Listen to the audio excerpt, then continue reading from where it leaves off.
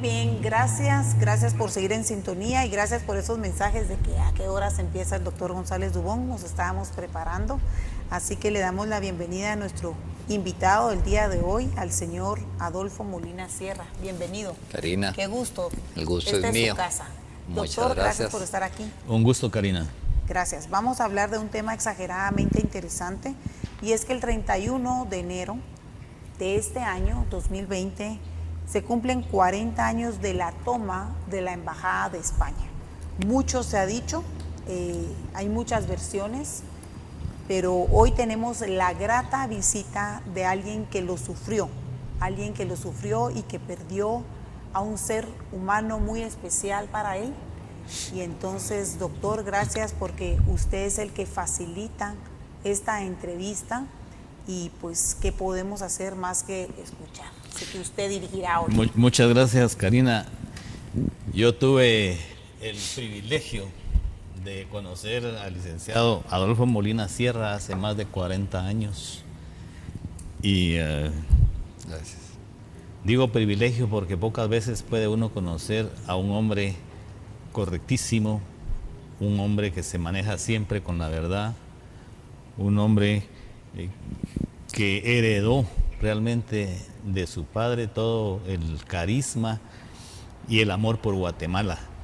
El día de hoy vamos a presentar un libro que está presentando al público el licenciado Molina Sierra, que tiene por título Historia verdadera de la quema de la Embajada Española. Es un libro valiosísimo.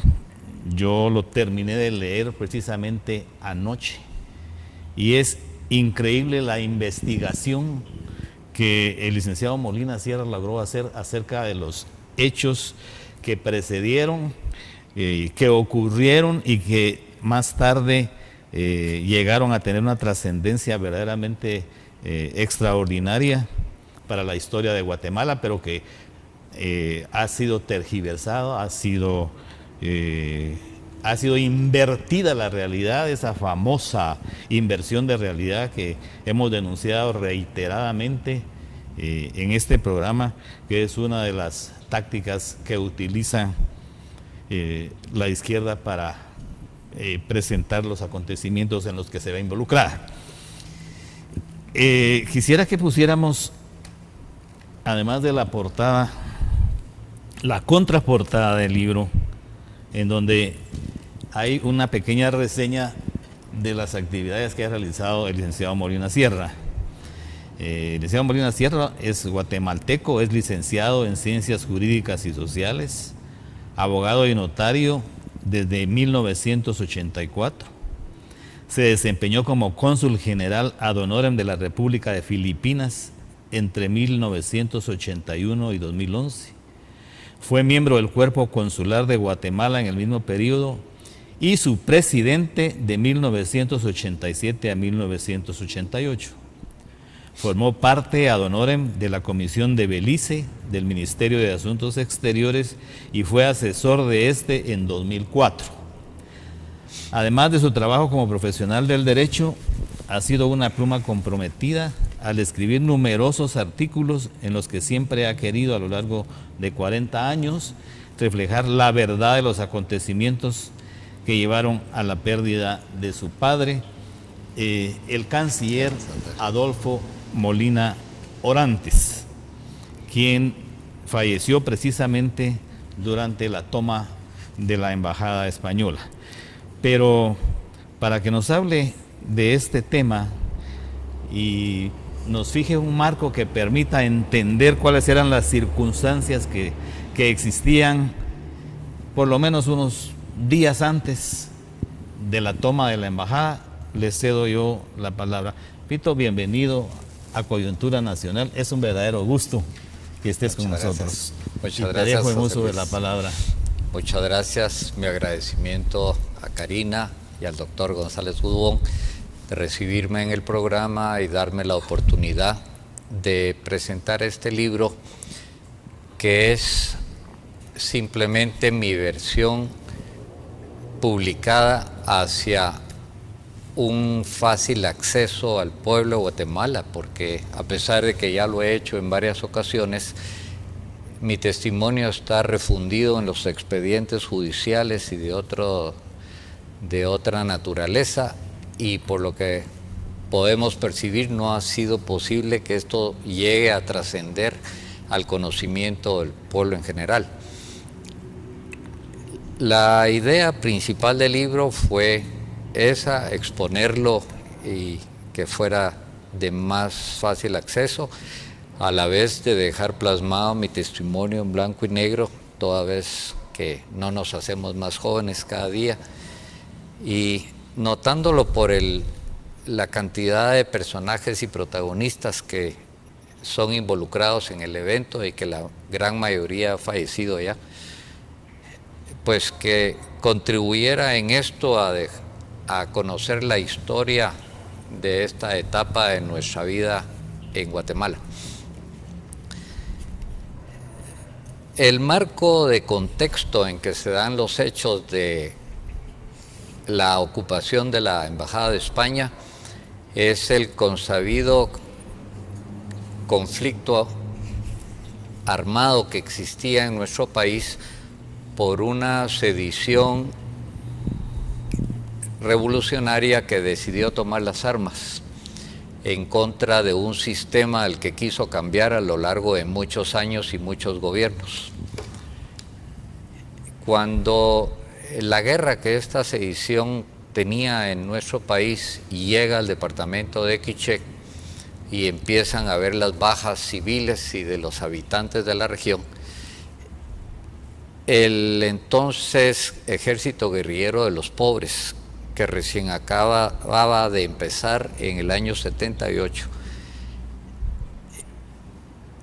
se hace presente haciendo uso de la allanada de camino que le habían provocado instituciones religiosas, entre ellos un grupo de sacerdotes jesuitas españoles y guatemaltecos, que con los postulados de la teología de la liberación se consideraban los sacerdotes progresistas de la Iglesia, ya que la Iglesia como institución aún se mantenía al margen de involucrarse en ideología o en política de una tendencia, pero estos grupos ya estaban activos en aquella región. Los misioneros del Sagrado Corazón eran otros, con el grupo de Acción Católica ya habían empezado los procesos de indoctrinamiento de la población del área de Quiché. Con esto a su favor, llevan la guerra a Quiché, el ejército lo sigue muy poco tiempo después y la guerra se traslada a la región que menciono. Me parece que ahí organizaron ellos el brazo campesino del Correcto. Ejército Guerrillero de los Pobres. Si bien está identificado la formación del Comité de Unidad Campesina como originado por el grupo jesuita de la zona, muy rápidamente el Ejército Guerrillero de los Pobres lo adoptó como su brazo de representación indígena. Estamos hablando, para que la gente nos entienda, del EGP Correcto. que adopta al CUC. Correcto. Okay. Se apodera del CUC. Y además forma un frente urbano en la Universidad de San Carlos, ¿verdad? Es correcto. Nutrido con estudiantes del sector escolar en una parte, pero básicamente con los estudiantes que reclutaba en la Universidad de San Carlos, la cual se había convertido en el refugio del grupo estudiantil, y este era el brazo estudiantil del EGP, como ¿Qué se llamaba? señala, el Frente Revolucionario Robin García. Frente Estudiantil Revolucionario Eso, Robin García. Correcto, gracias. Es decir que el EGP, el CUC y el Frente Estudiantil Robin García eran realmente la misma cosa. Articulaban juntos. Sí, Así es. con una estructura jerárquica en que la cúpula del EGP era los que daba los lineamientos a estas otras dos instituciones. ¿Cómo fue que resultó inmerso en esto el embajador español, Cajali López? ¿Y quién era Cajali López? ¿Cuáles eran sus antecedentes cuando llegó a Guatemala? ¿Y por qué fue que empezó a visitar el área del Quiché? Sí, debo aclarar que para El audio del señor, por favor. mi persona, la figura de Máximo Cajali López era totalmente desconocida hasta el día 31 de enero de 1980. Y para poder entender un poco su origen, y me asaltó la misma duda que tienes tú, José Luis, y averiguo que él hace la carrera diplomática en España y es enviado en sus primeros puestos al exterior a la embajada española en Vietnam. Hay una página oscura ahí que no es muy documentada, en la cual él es señalado de tener una participación extra oficio en beneficio de los grupos del Vietcong, pero esto no lo logro documentar y por eso no lo menciono en el libro. Con posterioridad a eso es trasladado a la sede de la Secretaría de Asuntos Exteriores de España, en donde está en un puesto bajo en información de la Cancillería, y después lo que he sabido en corredores de la Cancillería, publicado en los diarios de España como El País, es que a él le fue ofrecido la embajada en Cuba por el canciller de entonces, Marcelino Oreja. Este nombramiento se ve revertido por designios superiores y es destinado a Guatemala. Llega a Guatemala a presentar credenciales en agosto del año 79 y sale de Guatemala el 7 de febrero del 1980.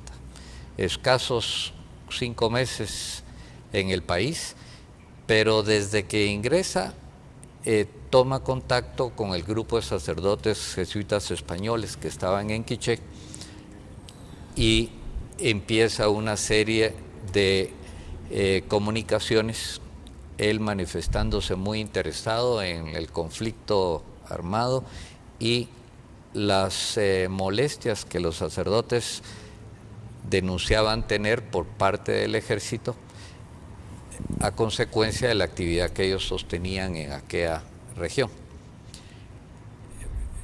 La posterior actividad del embajador se dilucida en una serie de cargos importantes que le conceden los siguientes gobiernos del PCOE y el de Zapatero, pero por alguna razón él siempre llega a antagonizar a los cargos que ocupa.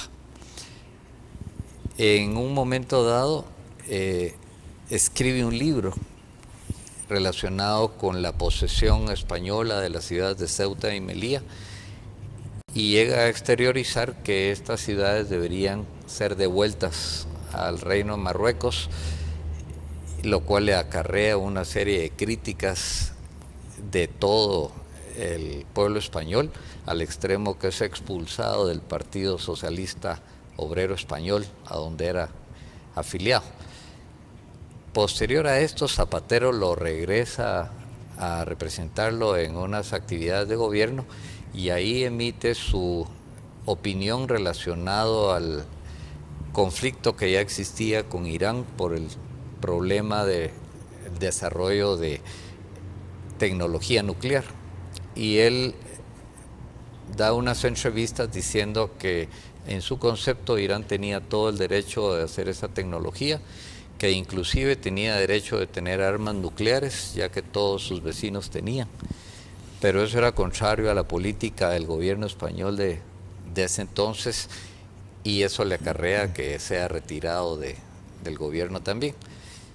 Finalmente muere en abril del 2014, consecuencia de una enfermedad terminal. Hace poco entonces, sí, más o menos. No sin antes haberse preocupado de hacer unas diligencias de prueba anticipada a solicitud de la señora Rigoberta Menchú en que mediante videoconferencia, tanto él como Pedro Bermejo, que fue uno de los funcionarios españoles diplomáticos que enviaron al día siguiente del incendio de la embajada, los cuales han sido siempre en la línea de defensa, que fue una acción causada y provocada por el gobierno de Guatemala de ese entonces. Estos antecedentes nos están diciendo que él era proclive al terrorismo. Todas las actividades que has relatado lo hacen a él una persona proclive al terrorismo, por lo cual no me extraña, ni creo que debiera extrañarnos que al venir a Guatemala precisamente se haya vinculado con el ejército guerrillero de los pobres. Ahora bien,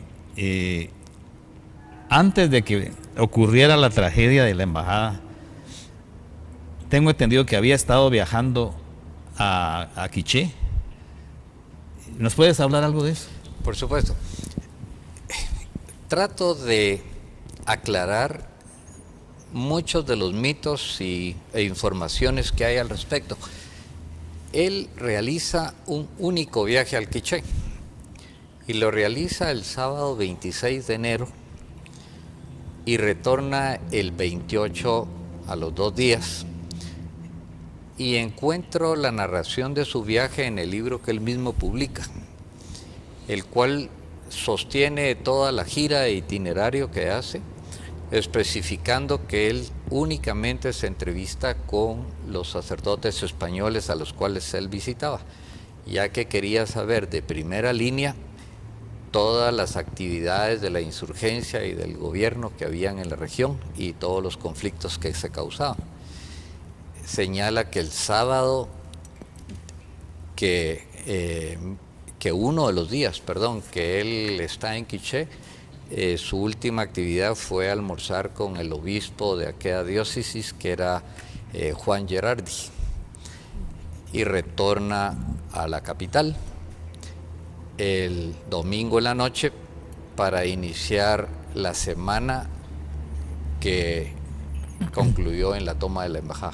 Sin embargo, o sea, él se metía en asuntos internos del país. Efectivamente. Que no están de acuerdo a las convenciones. Pero no, esa declaración que da en el libro ese que él escribió, que se llama ¿Quién puso fuego ahí?,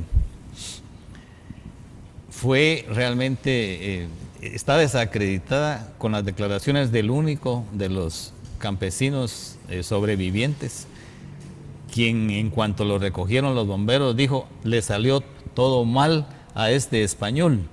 Es decir, eso nos está evidenciando que él... Un campesino que había llegado a la toma de la embajada. Sí, sí, uno de los invasores. Uno de los miembros del CUC. Eso nos está a nosotros evidenciando que efectivamente había habido una comunicación entre Cajal y López y la gente del CUC que finalmente vino a invadir la embajada de España. Pero, por otro lado, personal de la embajada también lo sabía. Lo sabía la secretaria de la embajada, lo sabía también Mary Vilken de Varías, familiar de mis hijos, familiar política de mis hijos, porque tanto el esposo de la secretaria de la embajada como el doctor Enrique Varías escucharon, uno de su esposa y otro de su madre, un día antes de que ocurrieran los hechos, que iban a venir los campesinos y que se había invitado a determinados personajes importantes del medio guatemalteco para que estuvieran presentes.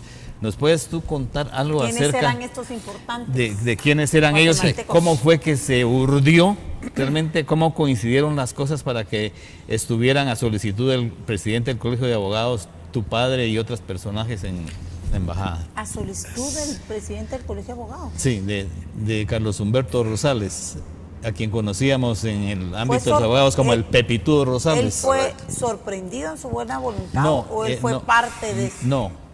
No fue parte, ni creo que tuviera la menor idea de lo que iba a ocurrir, pero en fin, le dejo yo la palabra a Fito para que él nos explique. Para mí ha sido una eterna interrogante.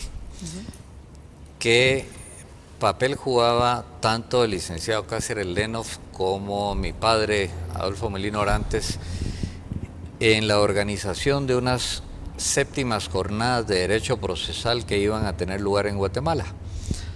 Toda vez que deduzco que si mi padre era un especialista en derecho internacional y el licenciado Cáceres Lenov tampoco fue una persona destacada como procesalista en nuestro medio de abogados, ¿por qué estaban ellos involucrados en unas jornadas de derecho procesal?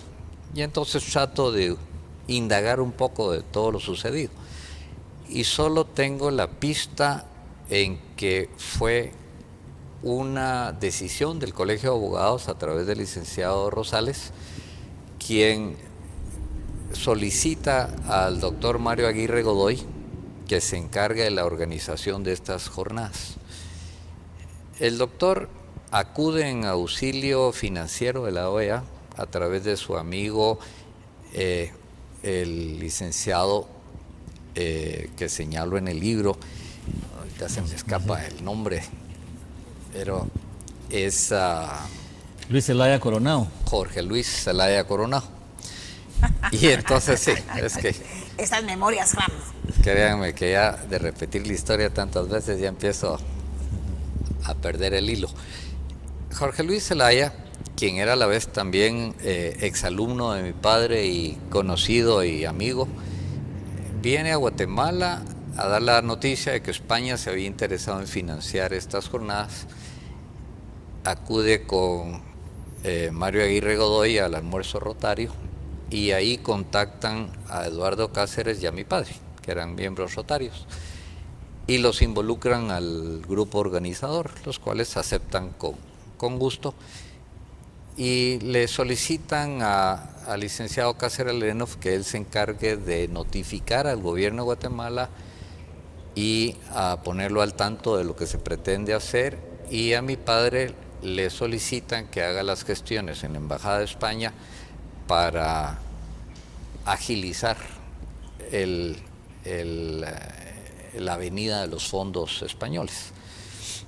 Con eso en excusa se pide de parte de este grupo a la Embajada Española el día 28 de enero, cuando los puede recibir el embajador para darle esta solicitud, y la secretaria les informa que él está de gira por el Quiché, pero que con mucho gusto se las fija para el día 31 de enero a las 11 en punto. Un par de días. La secretaria presumimos que ya sabía quiénes iban a venir. Ellos ya tenían información, según La secretaria sabía que esa era la fecha para que estuviese presente cuando viniesen los campesinos. O si no, la puede coordinar con el embajador por teléfono, que era una posibilidad, estando él ya en Quiché. Los campesinos ya se encontraban en Guatemala desde 2 semanas anteriores, ya preparados para el momento en que les dijeran cuándo tenían que ingresar a la embajada. ¿Dónde estaban hospedados? Anduvieron circulando en varias escuelas, en radiodifusoras, inclusive fueron a la OEA y no lo recibió nadie. Ya habían tenido un conato de ocupación del Congreso, del cual fueron expulsados por la durante seguridad. Esas 2 semanas. En esas 2 semanas fueron recibidos por las monjas del colegio belga, que los tuvieron ahí un día entero, porque como eran del Sagrado Corazón... Colegio belga que está sobre la diagonal 6 a mano derecha, zona 10. No, el colegio belga del centro. Ah, ok. En el centro, en la zona 1. Estaba en la 10ª calle y 11 Avenida. Y 11 Avenida. Espero que usted no tenga ningún recuerdo de ese colegio, porque nos está viendo Ligia. No, pero yo pasaba enfrente del colegio todos los días. Solo pasaba. Era mi ruta. Bueno. Vamos a hablar quién era el presidente guatemalteco en la época, porque las generaciones nuevas no saben mucho de historia. Sí. El presidente Fernando Romeo Lucas García había tomado posesión a finales de julio del año 78. Y esto pasa en el 80. Esto sucede en el 80, pero el presidente Lucas recibe una situación convulsa en el país, toda vez que en el final del gobierno del presidente Sheu Laugeru se da un enfrentamiento entre ejército y comunidades quechís en Panzós, que causa muchas bajas de los indígenas de la zona, y empiezan ya los señalamientos en contra de Guatemala y de un ejército represivo, producto de la nueva estrategia de la sedición, que no era exclusivo en Guatemala, sino también en Nicaragua y en El Salvador, de internacionalizar el conflicto que teníamos acá, pero con una nueva visión, y es que los grupos rebeldes, promulgarlos como una especie de grupos salvadores y defensores de la población pobre y particularmente indígena, que causaba un buen efecto en los países europeos. Todo el speech sí, de mercadeo. Hago una pregunta, porque me están preguntando por WhatsApp. ¿Y el rol de los jesuitas? Cabal, me acaba de venir esa pregunta. ¿El rol de los jesuitas cuál era en la época? Sí. Tengo que hacerle ver al público que nos escucha que muchos de estos temas que podrán parecer nuevos o de reciente revelación son producto a que siempre hubo un manto cobertor de la actividad real, tanto de la insurgencia como de la iglesia en ese aspecto político. Nunca han dado declaraciones aceptando el rol que jugaron, pero hoy lo sabemos por los efectos que tuvieron años consiguientes, y sobre todo en declaraciones importantes que hoy, si las buscan en las redes de internet, no las van a encontrar, como fueron las del padre Eliezer Faena, que era jesuita de aquella región, quien fue capturado por las fuerzas del ejército, y él toma la decisión de retirarse del grupo sedicioso. Desertar de la guerrilla. Y es un elemento que favorece el conocimiento en aquel momento. ¿Él fue expulsado de la iglesia o no? No, en ningún el momento. El que fue expulsado fue el otro jesuita que renunció a la iglesia y se volvió comandante del EGP, ¿cómo se llama? Fernando Hoyos. Fernando Hoyos era un jesuita español que vino y era el principal propulsor de la teología de la liberación, que influenció a muchos de sus colegas. Él llega a un momento en que renuncia a la Compañía de Jesús, se toma las armas y se va al EGP, y eventualmente en el año, no recuerdo el año, si fue el 81 o el 82, cae en un enfrentamiento con una de las patrullas de autodefensa civil y ahí fallece. Parte del apoyo a este jesuita Hoyos era el padre Pellicer Faena, y cuando es capturado, pues a él se deben y se agradecen el que el ejército haya podido tener información en dónde se encontraban los reductos de armamento que habían en la capital. O sea, hoy tenemos muy claro, hubo sacerdotes progresistas que estuvieron involucrados directamente con la lucha sediciosa, con su concepto de querer cambiar el sistema, que era su... Lamentablemente no lo escuchamos de ellos, como no lo escuchamos de esa mal llamada guerrilla, porque no ceden en querer mantener su punto de vista favorable sobre todas las acciones que tuvieron en este conflicto que duró tanto tiempo, que hoy realmente nos asalta la duda cuál era su propósito. Volviendo al tema, tengo entendido que Cajari López visitó a tu papá un día antes. Es la correcto. Casa. ¿Nos puedes contar qué pasó ahí? Una visita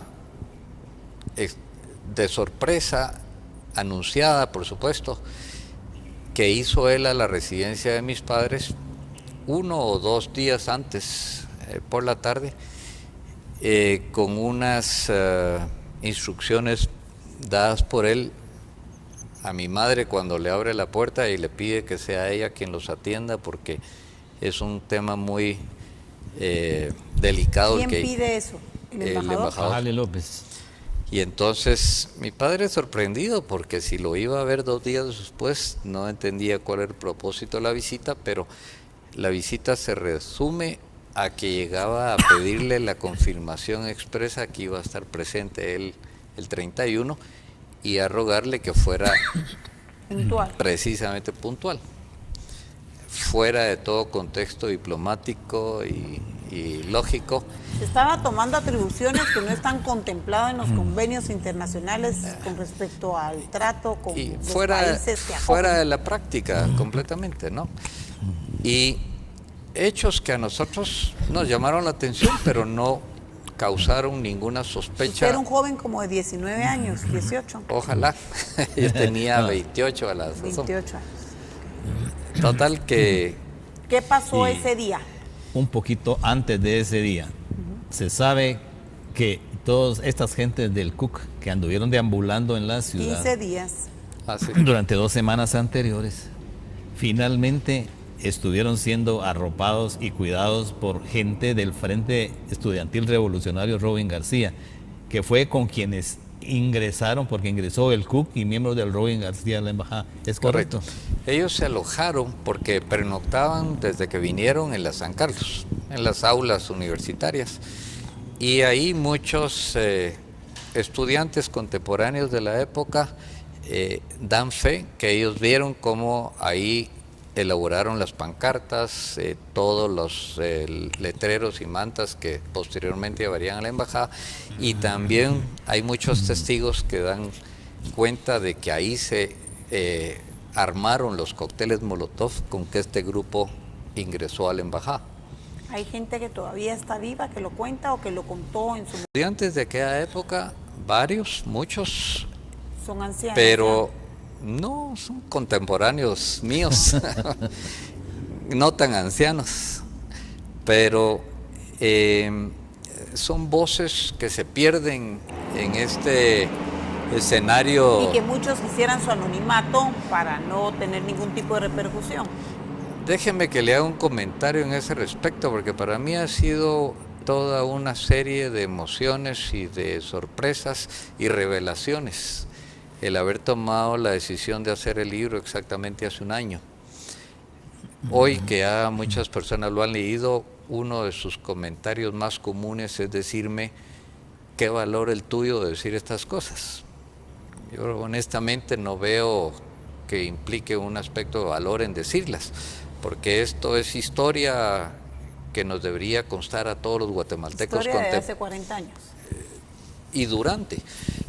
Entonces noto y realizo que el efecto psicológico que causó este enfrentamiento armado, en el cual todos los habitantes de Guatemala manteníamos un estado de terror, miedo, porque si hacíamos alguna mención del grupo sedicioso, se sabía de una posible consecuencia o agresión por parte de ellos.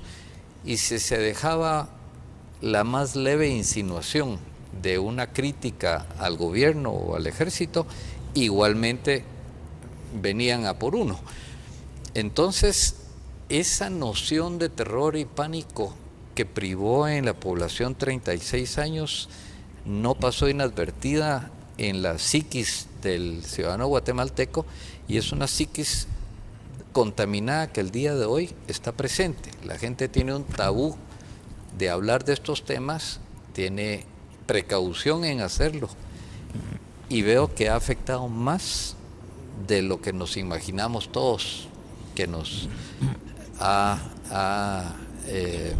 dominado a lo largo de estos años. Bueno, para resumir aquí lo que hemos Sí. hablado, el embajador Cajali López organizó la llegada el 31 de enero de 1980 en forma simultánea de la gente del CUC con gente del Frente Estudiantil Revolucionario Robin García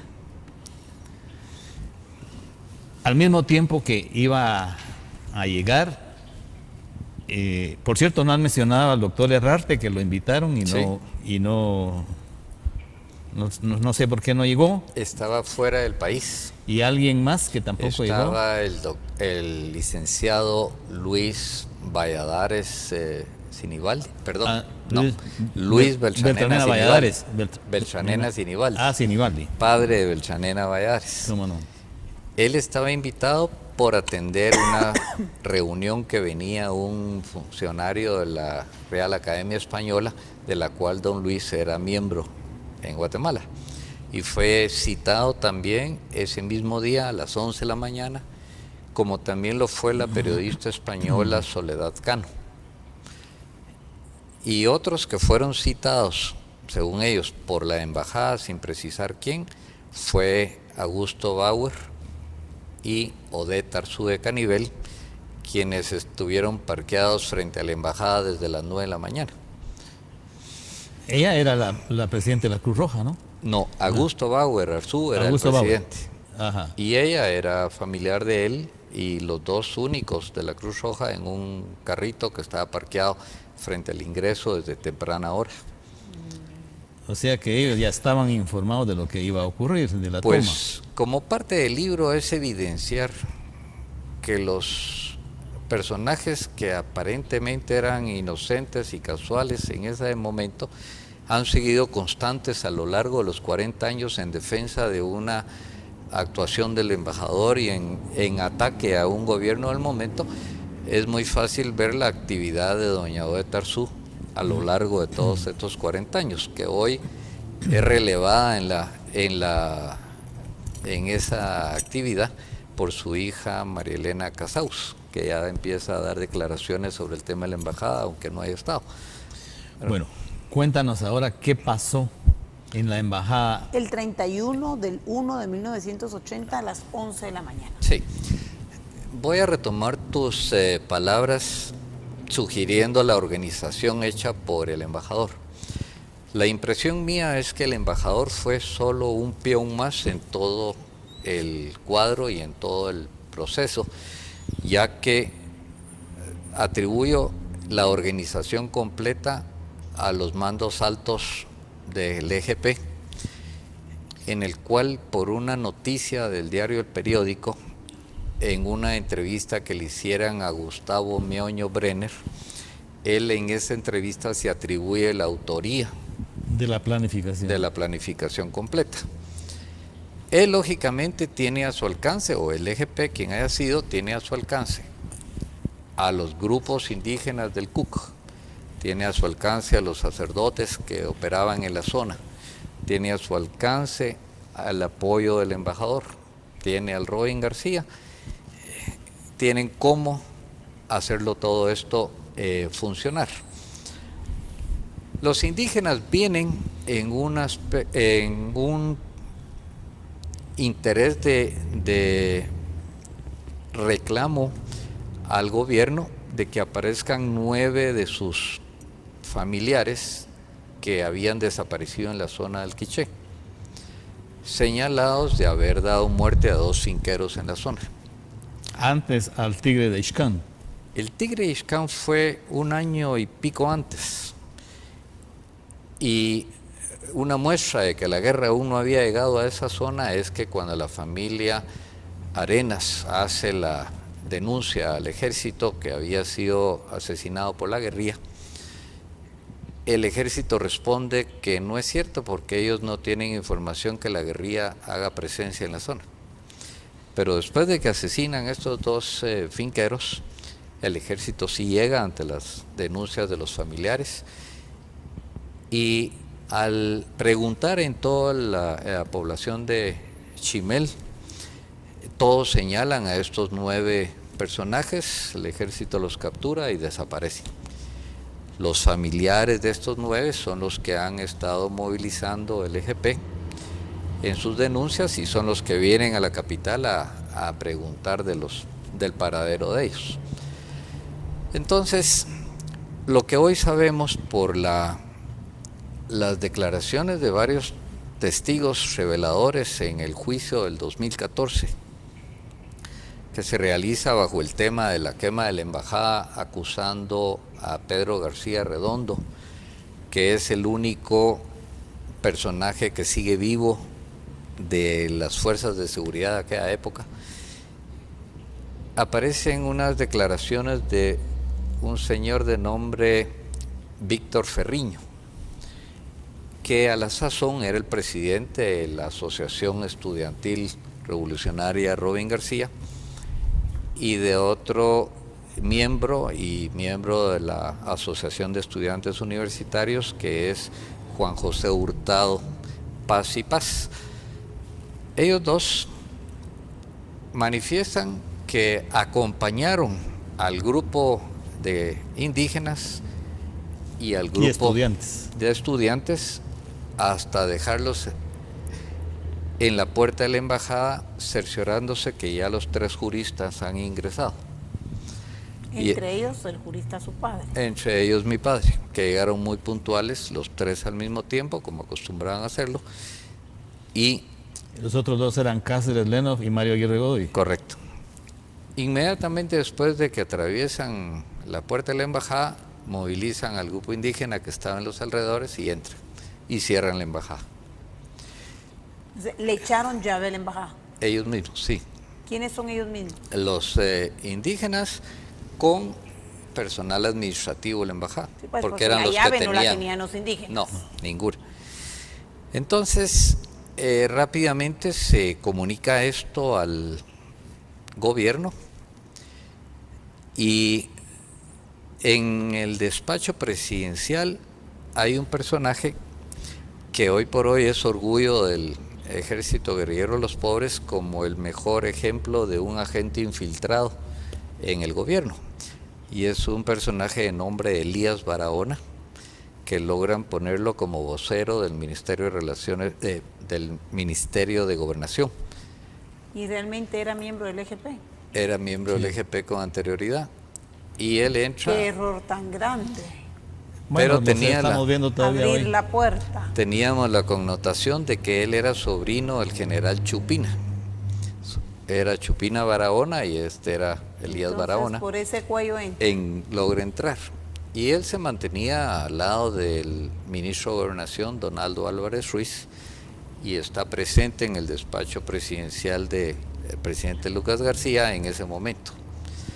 Por eso vamos a oír testimonios de él más adelante, en que acusa de haber oído al presidente dar la orden de que no dejaran a ninguno vivo en la embajada. A los pocos semanas o meses después del hecho de la embajada, Elías Barahona renuncia al ministerio y ya hace la exposición pública de su retorno al Ejército Guerrillero de los Pobres, en donde permanece por todo el tiempo que duró, siendo un periodista importante en la Asociación de Periodistas de Guatemala.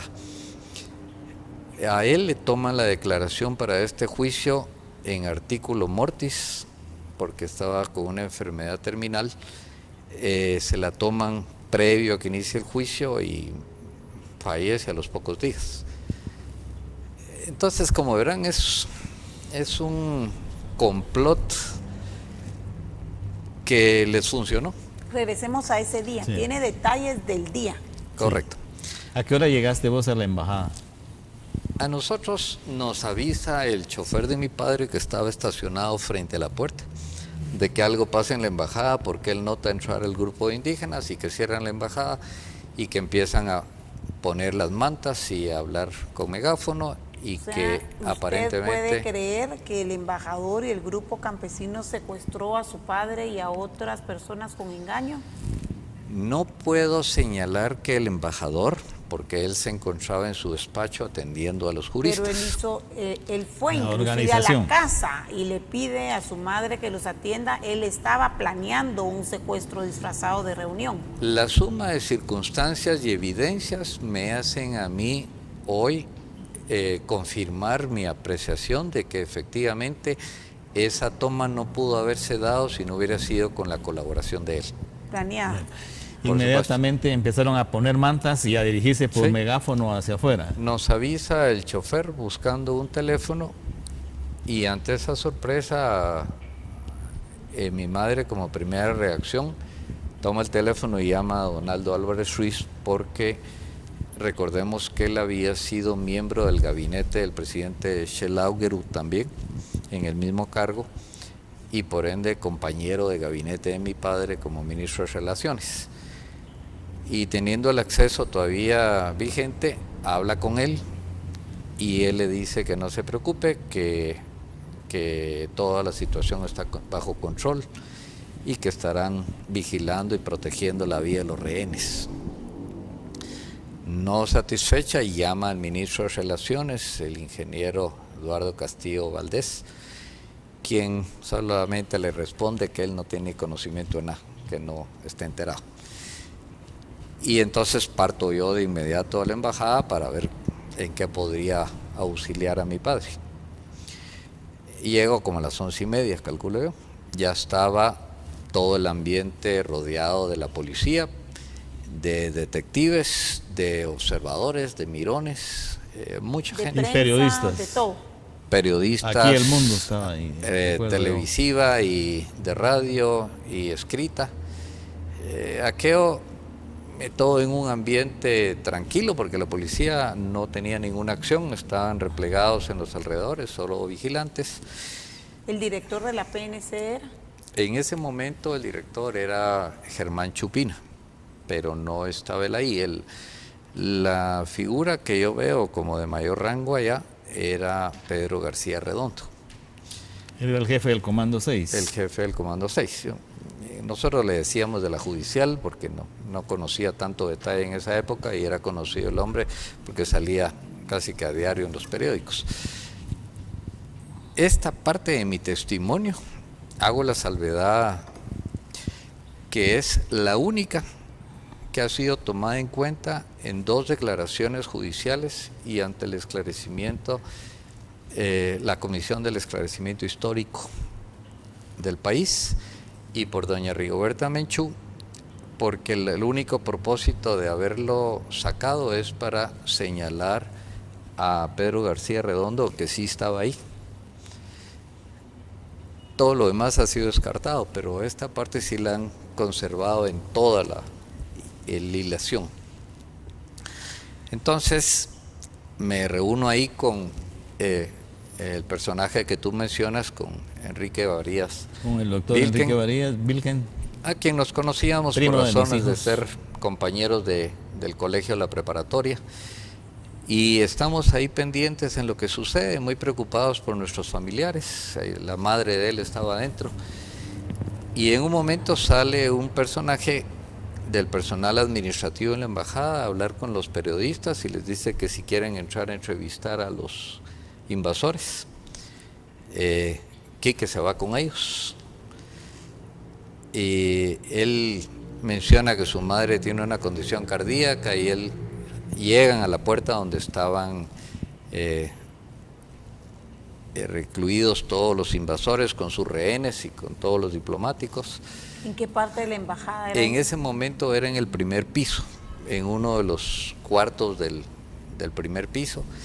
La prensa llega, oye sus manifiestos. Enrique les pide que quiere canjearse por su madre que está adentro. Y con insultos y malas palabras lo rechazan y le dicen que ahí se van a morir todos. Y no lo aceptan, entonces vuelven a salir. Y esa fue la última vez que alguien puede entrar a la embajada. Con posterioridad a esto, vemos salir al embajador a la terraza con el megáfono, acompañado de los estudiantes y los campesinos, a hablarles a las fuerzas de seguridad, a pedirles que se retiren, que no tienen autorización para entrar a la sede diplomática.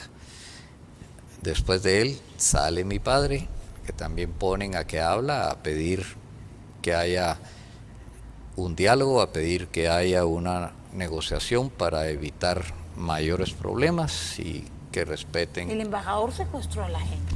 Que respeten a una sede diplomática y ya no volverían a salir más a la vista pública. Usted logra ver a su padre saliendo Sí. a hablar ¿y él lo ve a usted? No. Yo tenía en la mente la concepción de que no quería causarle una preocupación a él de verme a mí en el mismo relajo en que él estaba.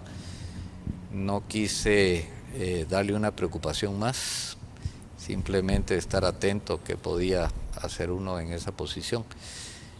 Además era mucha gente la que había abajo como para que me distinguiera y él hablando pues abiertamente. Luego, la toma de la embajada dura más o menos unas 4 horas y media. Y como relato, la policía y cuerpos de seguridad está en una posición inactiva en los alrededores, sin ninguna acción que signifique querer ingresar o qué sé yo. Y por eso transmitían esa serenidad a todos los mirones que estaban alrededor. Duró mucho tiempo hasta que en un momento dado vemos que la policía logra ingresar al primer nivel y los invasores junto con los rehenes se trasladan al segundo nivel y se atrincheran en el despacho del entonces embajador, una habitación pequeña en la cual 39 personas quedaron realmente apretadas codo con codo, más el mobiliario del despacho, el cual utilizan para posicionar frente a la puerta y evitar que pueda ser abierta. ¿Y eso lo hizo quién? El grupo invasor. Obviamente, Campesinos y estudiantes. sí, obviamente yo relato lo que yo veo desde la parte externa del edificio. Los pormenores del interior lo relata el doctor Aguirre Godoy como un rehén que estaba captivo por estos grupos, y llega a su relato hasta el momento en que él dice que aprovecha un descuido de ellos y se sale de la habitación.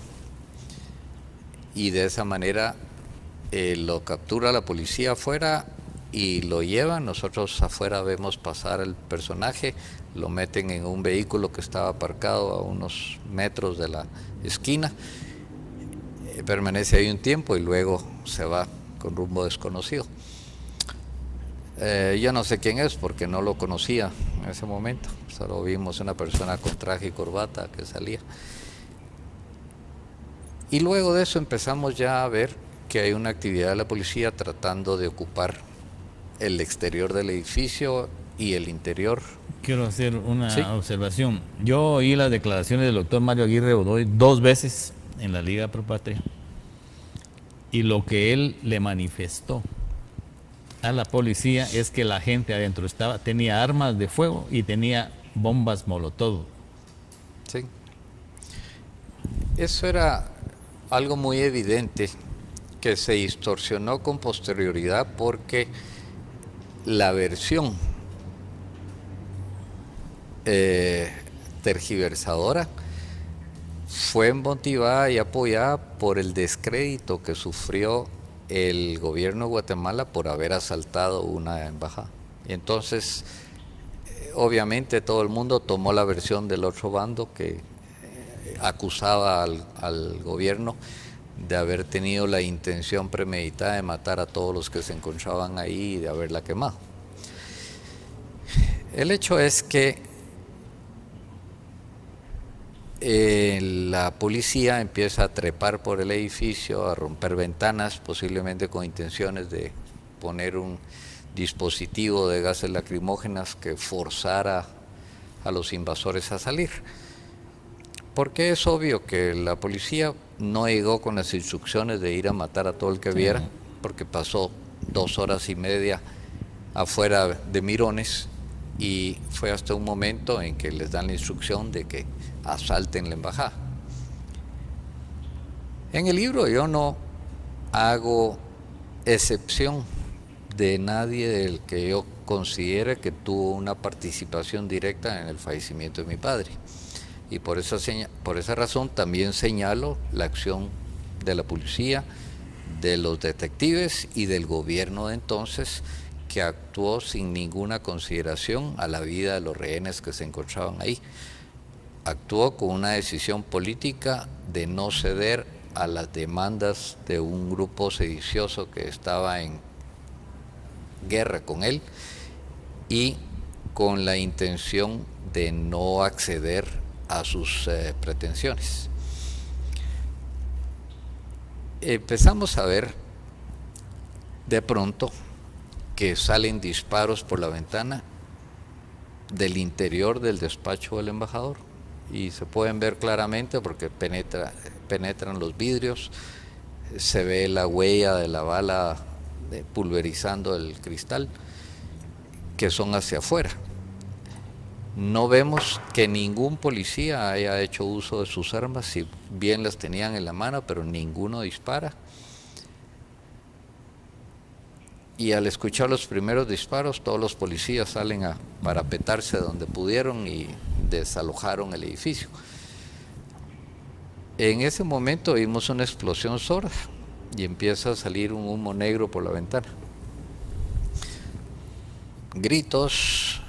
¿La ventana permanece cerrada o abierta? La ventana ya semidestrozada entre disparos y piedras o golpes de la policía, el vidrio, pero tenía una reja de metal que impedía ingreso o salida por ahí. Tenía barrotes. Era un enrejado ornamental, pero de seguridad, que impedía que por ahí saliera. Empiezan las llamas. Habían atrincherado un escritorio en la puerta para que nadie saliera.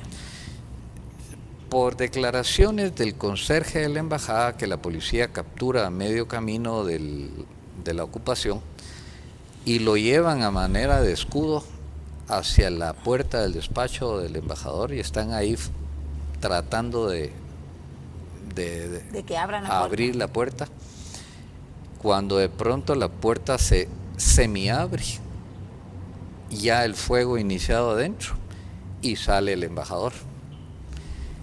Y en ese momento vuelven a tratar de cerrar la puerta a los de adentro, pero la policía lo impide y se queda entreabierta la puerta, pero tampoco la puede abrir la policía porque están todos los muebles enfrente y no puede moverlo, y el fuego arrecia y los disparos siguen. Y los gritos se escuchan. Todo el horror que se puedan imaginar ante nuestros ojos, viendo con Quique nuestros seres queridos adentro. No hay bomberos a la vista, no hay nadie que haga nada por evitar aquello,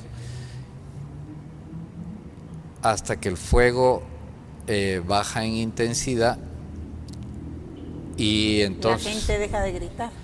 La gente deja de gritar. Yo señalo el amarillismo de que nos tocó presenciar personas que trataron de salir por la ventana y ahí en nuestros ojos se quedaron. Y veo yo unos policías que están en el jardín manipulando una manguerita y digo yo, pues no sé qué van a hacer, pero la agarro yo y me trepo a la ventana, tratar de echar agua para adentro. Hay una cosa muy importante, un detalle muy importante. Después se acusó a la policía de haber usado lanzallamas para incendiar el despacho donde estaba toda la gente concentrada. Y es la tergiversación de que en el momento que quedó la puerta entreabierta, un policía que llevaban esos dispensadores de gas lacrimógeno en cilindro, lo puso en la puerta. Para que quedase abierta.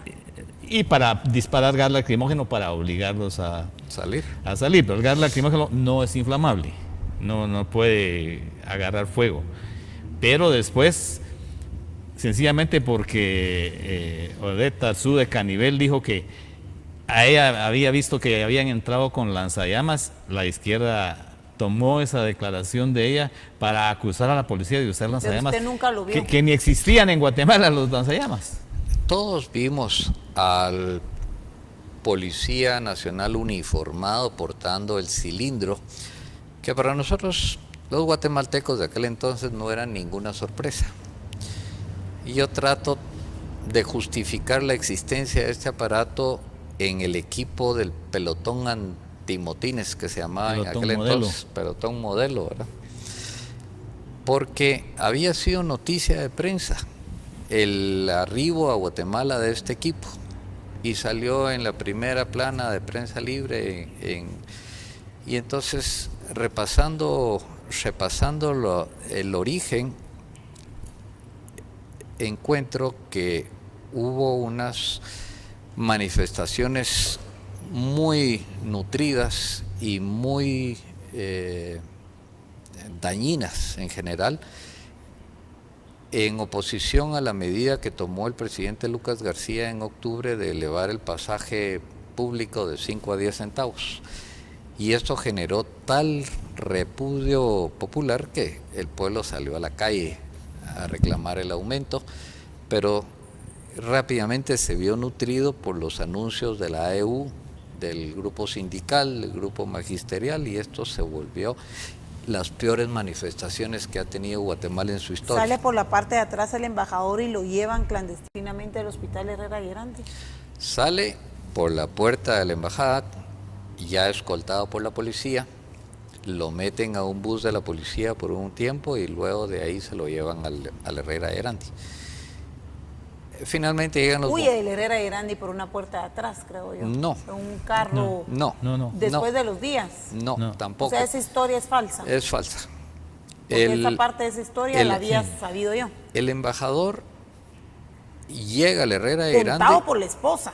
Es esa parte de que huyen por la parte de atrás del el hospital. aspecto del término huir es relativo, pero lo que sucede es que al momento de entrar los bomberos a la habitación donde estaban los fallecidos, aparece milagrosamente un sobreviviente que se había quedado debajo de todos los cadáveres, y este sobreviviente también es llevado al hospital y el sobreviviente es secuestrado al día siguiente a las 8 de la mañana del hospital y desaparece para ser ido a lanzar enfrente de la rectoría de la San Carlos en compañía de otro cadáver, con manifestaciones escritas que decían por guerrillero, por no sé qué, por lo otro. Y entonces el grupo de embajadores que estaba permanentemente haciendo guardia al Máximo Cajal toman la decisión de que hay que sacarlo de ahí a él también.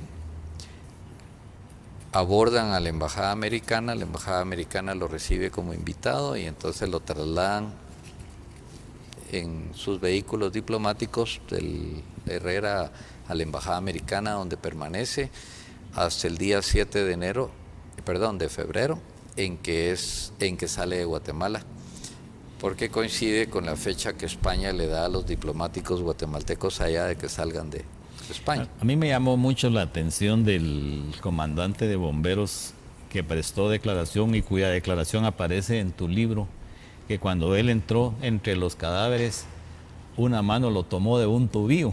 Sí. Y se asustó y entonces se dio cuenta de que había un sobreviviente, y el sobreviviente tenía curiosamente muy pocas quemaduras. Sí. También fue llevado al Herrera Yerandy después, pero le dijo, mire, sálveme, pero ¿de qué? Le dijo, es que mis compañeros me van a matar. Sí. Es decir, él ya sabía que si salía con vida de ahí... Y hablaba. Y hablaba. ¿Y logró hablar? ¿Y él logró hablar y decir lo que sucedió? No, porque del momento que llega el Herrera Yerandy ya toda la atención mundial está... ¿Por qué Herrera Yerandy? Porque sabemos que el doctor Herrera Yerandy, quien ya no vive, ayudaba a la insurgencia del país. ¿Por qué eso se sabe? Se oye que hubo estos auxilios en el sótano del hospital que atendían a los miembros sediciosos que caían heridos. Pero aquí es una circunstancia casual que me entero luego, porque el médico que lo atendió era el mismo médico que lo había atendido en diciembre por unas quemaduras de fuegos artificiales en la Navidad. Y entonces, siendo quemaduras, él pide que lo lleven con el mismo médico. Y esa es la razón por la cual termina en el Herrera Yerandy. El caso es que en ese momento, al día siguiente, el gobierno arma la noticia, no la arma, la expone en lo que habían encontrado dentro de la embajada que llevaban los invasores, que eran otro resto de cócteles Molotov y alimentos. Da cuenta de los revólveres que encuentra entre la habitación. Y practicadas las autopsias, para nuestra sorpresa en mi familia, vemos que mi padre tenía un disparo. Era el único de todos los que estaban en la habitación que tenía un disparo. ¿Eso quiere decir que se opuso a la acción que estaban emprendiendo adentro? Posiblemente, o trató Porque de si no, salir, ¿por qué? como hicieron todos los demás también, todos trataron de salir. Yo sostengo que ninguno de los que estaban adentro, a excepción de los estudiantes, tenían la idea de que podían morir en lo que estaban haciendo. Los estudiantes estaban condenados a morir desde que se ofrecieron a hacer esto, y ellos lo sabían, porque si los capturaba la policía o la judicial, la misma suerte les tocaba después, y posiblemente habiendo denunciado a sus compañeros. Lo que sí creo yo que es importante que quede claro es, primero, que los disparos se produjeron adentro del recinto. El hecho de que hubieran salido por la ventana algunos disparos y los virus hubieran caído hacia afuera lo demuestra. El ruido, ese ruido seco que tú oíste, fue cuando lanzaron una bomba molotov, cuando querían repeler a la policía, la entrada de la policía, que pegó y cayó adentro, una que no estalló también, pero evidentemente el riego de gasolina de las bombas molotov adentro del recinto, con 30 y algo de y personas después de la explosión de una de esas bombas, provocó el incendio que causó la muerte de todos los que estaban adentro. ¿Cuántas personas Es murieron? decir, 37. Fueron ellos mismos los que provocaron su muerte y la muerte de los rehenes. Este señor Meoño, Gustavo Meoño Brenner, que está vivo, está vivo. que ha trabajado Era el en encargado del archivo de la Ok. Policía Nacional. Yo me hago la pregunta, ¿él fue ligado a proceso? ¿Su testimonio lo dio ante el organismo judicial? Si él dice que él es el autor de esta toma, ¿por qué está libre? Pregunto. Nunca. ¿Quién lo protegió? Nunca han aceptado esto. La historia de este personaje, Meoño Brenner, a voces los indican a él como que fue el autor del atentado de Gordon Main en aquel entonces. El embajador. Lo señalan también como el que fue el autor de la puesta de las bombas del Palacio Nacional. Parque Central. Sí. En el Parque Central. Sí. Y por este artículo del periódico en donde él da la entrevista, se le vincula con... Una fotografía del señor, por favor, seguime, control. Se le vincula... Bueno, volverla a poner. ¿Este señor está vivo? ¿Tiene alrededor de 70 y algo de años? Yo no lo conozco. 80 y algo de años. No lo conozco, sí. Solo sé que con posterioridad a estos eventos, él fue el director ejecutivo de la Fundación Rigoberta Menchú por 11 años, y después de esto es director del archivo de la Policía Nacional cuando es descubierto por 12 años. Fue destituido el año pasado y ignoro su paradero. Hasta el año pasado. Sí. ¿Cuál es el poder supranacional que lo ha tenido todo este tiempo albergado en una posición tan estratégica y tan protegido? El mismo poder que maneja los acuerdos de paz, que con posterioridad posiciona en cargos importantes de Estado a todos los exsediciosos tipo Edgar Gutiérrez, etcétera, a la insurgencia. etcétera. Sí. Ese mismo grupo, pues, obviamente tiene presencia. Hay entrevistas de la esposa en YouTube de la esposa del embajador. Es correcto, han subido... Inclusive después de la muerte del mismo. Sí. Resulta que al día... ¿Ella cobra algún dinero? Lo ignoro porque es otro aspecto Creo que se mantiene escondido. ¿Hasta qué punto fueron dadas las indemnizaciones que Guatemala se comprometió con España para los familiares de los diplomáticos fallecidos, porque fue un hecho que, si bien se divulgó a nivel periodístico en aquella época, no dejó huella. Lo que yo logré investigar es que el dinero que se dio salió finalmente de los fondos de la Secretaría de la Presidencia durante el gobierno del presidente Vinicio Arevalo.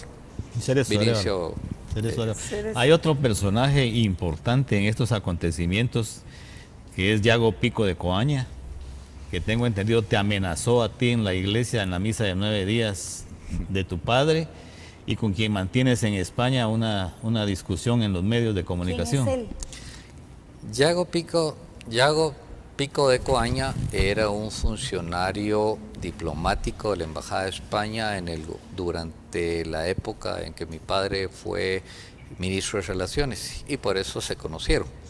Aunque Yago ocupaba un puesto de menor rango en la embajada, no era embajador ni mucho menos. Sale del país y está en un cargo, si mal no recuerdo, de embajador en Venezuela, un país sudamericano, cuando ocurre lo de Guatemala. Él es parte de la comisión que la Cancillería o el gobierno español envía a Guatemala al día siguiente, en compañía de otro señor de nombre Pedro Bermejo y de un tercero, y los tres, en compañía de la esposa del embajador, arriban a Guatemala al día siguiente y empiezan una serie de entrevistas. Recuerdo que Álvaro Contreras Vélez, que escribe exhaustivamente sobre este tema, lo hizo por muchos años porque él estaba en su posición de jefe de bomberos en el lugar y fue testigo también. Y él menciona y les tilda: llegó la comisión inquisidora, dijo, porque en esa actitud vinieron.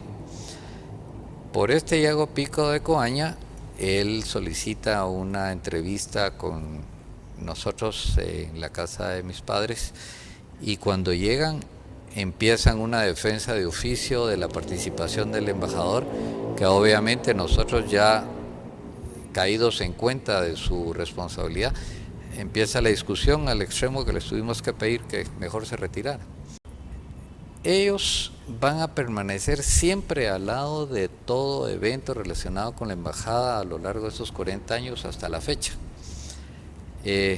Yago Pico viene a declarar al juicio del 2014 como testigo propuesto por Rigoberta Menchú, y con esa ocasión me vuelve a abordar, y tuvimos una reunión en la residencia del embajador de ese entonces, Manuel Lejarreta, y me vuelve a tratar de persuadir de que el embajador es inocente y que es vilipendiado por todos los que lo atacamos. Y por supuesto tampoco termina cordialmente la reunión. Perdona que insista, pero sí, para mí es muy importante que tú nos relates el día de la misa de 9 días del canciller. Pico de Coaña te abordó. Sí. ¿Y qué fue lo que te dijo? Como les contaba, ya habíamos tenido el sinsabor en casa de mis padres con él y con la delegación española. Y en la misa, a la salida de la misa, estaba él presente y me tomó el brazo y me apartó del gentío y me dijo: mira, deja ya de revolver las cosas, que ya ha corrido suficiente sangre. Revolver las cosas se refería a él a que yo acudí a prestar mi declaración testimonial a los 5 días del incendio al juzgado primero de instancia penal, y que también obtuve una entrevista con el ministro de la Defensa, que era el general Aníbal Guevara, para denunciar las cosas que a mí me parecían importantes que el Estado de Guatemala tenía que saber para tener algún tipo de defensa en su favor. Y me imagino que se refería a eso. Yo en aquel momento emocional no tomé como una amenaza el asunto, hasta que no lo analicé un poco más y ver que obviamente no tenían interés ellos en que yo siguiera divulgando lo sucedido. Muy bien. Si quieres, vamos a una pausa, Muy bien. porque muy bien. ha sido bastante larga la entrevista. ha sido súper intenso y además